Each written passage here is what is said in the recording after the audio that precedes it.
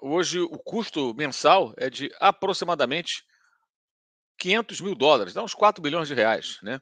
Enquanto até o ano passado, até a temporada passada, era o triplo disso. Então o clube fez um corte pesado nas suas despesas para ter um time mais modesto e tentar se virar. Fez a melhor campanha, segunda melhor campanha na fase de grupos da Libertadores, atrás só do Palmeiras. Entrou numa crise tremenda, mudou técnico, muita coisa aconteceu e conseguiu renascer justamente na derrota para o Flamengo no Maracanã por 1-0. Já ali o Flamengo fez um papel ridículo, porque no primeiro tempo não lutou, não jogou um jogo de Libertadores como se joga. No segundo fez 1-0, se acomodou e não trouxe uma vantagem para cá considerável. Eu cheguei aqui na quarta-feira, hoje é quinta, cheguei aqui na terça-feira, né? Caramba, tô bem perdido. Hoje é quinta-feira, então chegamos na terça, é isso mesmo.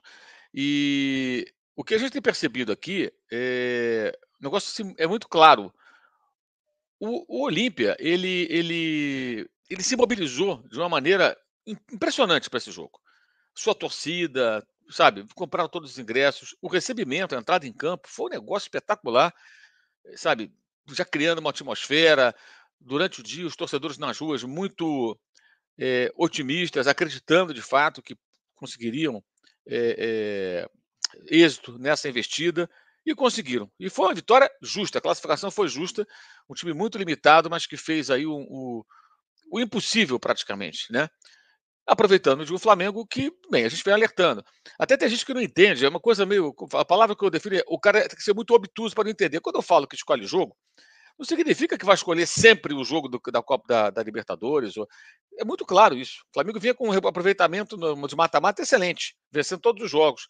Mas chegou um ponto que nem mata-mata eles querem mais. O time não joga, gente. O time não disputa, o time não compete, o time não se organiza. O técnico tem, claro, responsabilidade, falamos já sobre isso. São Paulo não é um mau técnico, mas ele precisa ter um pouco de jogo de cintura, né? Porque realmente não dá para ser tão duro em alguns posicionamentos, né? E isso faz com que, evidentemente, ele não tenha um bom relacionamento com os jogadores. E isso complica demais o trabalho. Mas mesmo assim, cara, não dá. Não é só o técnico, não é só o técnico. Eu fiz uma pergunta, inclusive, para o capitão do Flamengo, o Everton Ribeiro. Porque assim, vocês entenderem, né? Tem a coletiva do técnico, eu nem perguntei para o auxiliar, que não adianta perguntar. O São Paulo foi expulso, não estava lá, queria perguntar para o São Paulo. Então perguntei para o Everton Ribeiro, que foi o jogador, o capitão do time, que ficou do lado hoje na entrevista coletiva lá do treinador, no caso, o auxiliar técnico que foi para a coletiva. E aí eu perguntei, fiz a pergunta para ele sobre por que a torcida tem que acreditar, deve acreditar nessa geração vitoriosa. Por que ainda acreditar?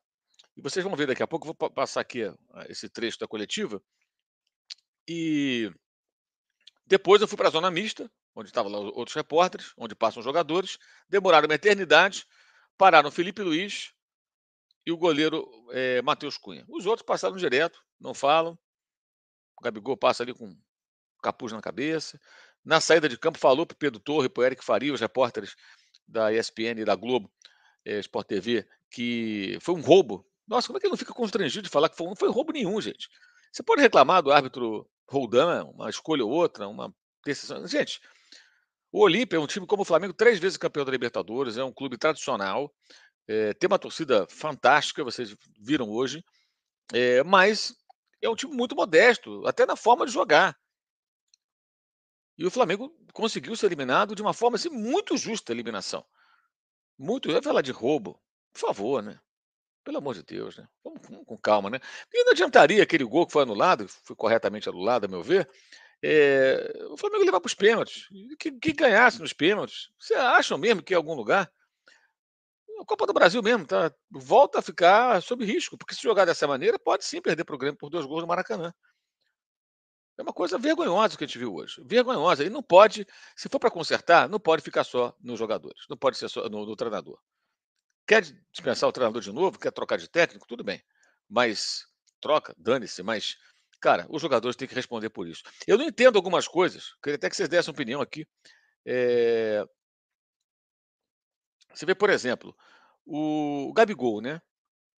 Agora, há um mês e pouco, veio a notícia que o Flamengo está negociando a renovação do contrato do Gabriel. Por que renovar o contrato se vai terminar no final do ano que vem?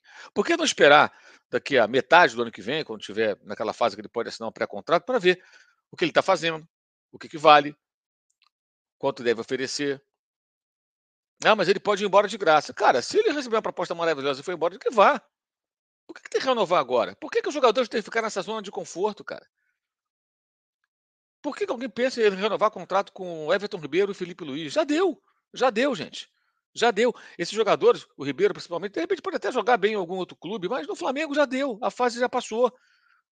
O Everton Ribeiro, acho que o último grande momento dele foi a jogada do gol do título da Libertadores passada. Mas hoje é um jogador que ele tem lampejos. Felipe Luiz sem a menor condição, fez aquele grande jogo contra o Grêmio, foi mal contra o Atlético, hoje foi um horror. Tudo em cima dele, o São Paulo só o tirou aos 31 do segundo tempo, gente. Então, assim, é necessária uma mudança mais radical. Não adianta ficar fazendo troca de treinador e isso, aquilo, não adianta. Porque o que acontece é uma panela que manda no futebol do Flamengo, a panela dos jogadores. Aí sai uma peça dessa panela, outra peça, outras entram e compõem e continua a panela mandando. E o técnico que foi escolhido, ele também não ajudou, né? Eu tenho falado isso nas últimas semanas, que o São Paulo também não se ajuda, né? Ele não colabora com ele mesmo, quando ele é muito duro, em situações que tem que ter um pouco de jogo de cintura, trazer os caras para o teu lado. Mas fala-se, não, os jogadores vão jogar pelo menos por eles, não pelo técnico. Não jogaram por eles, não jogaram pelo técnico, não jogaram pela torcida. Eu saindo agora ali, eu vi os torcedores de ônibus, que vieram de ônibus. Gente, os caras vão chegar sábado no Rio de Janeiro. Sábado. Se tudo correr direitinho na estrada, nenhum problema, vão chegar sábado. Nós estamos entrando na sexta-feira. É uma viagem longa, cansativa, sabe?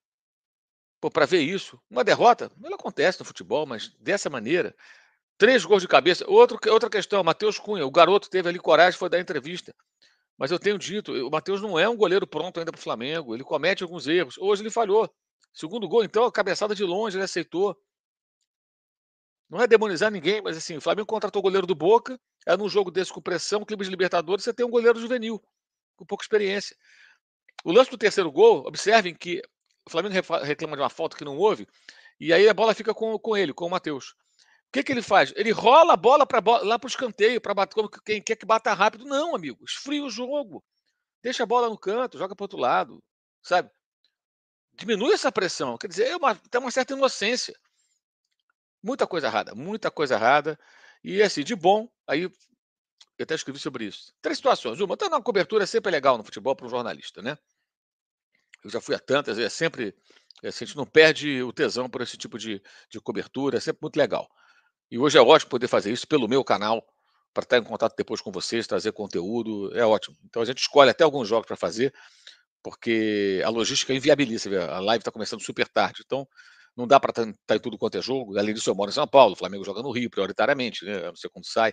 Então não dá para estar em muitos jogos, mas é sempre legal estar presente. E eu vim para esse jogo porque eu sabia, eu sentia que era necessário, porque algo importante podia acontecer, no caso, a eliminação do Flamengo. E é importante estar presente e acompanhar de perto.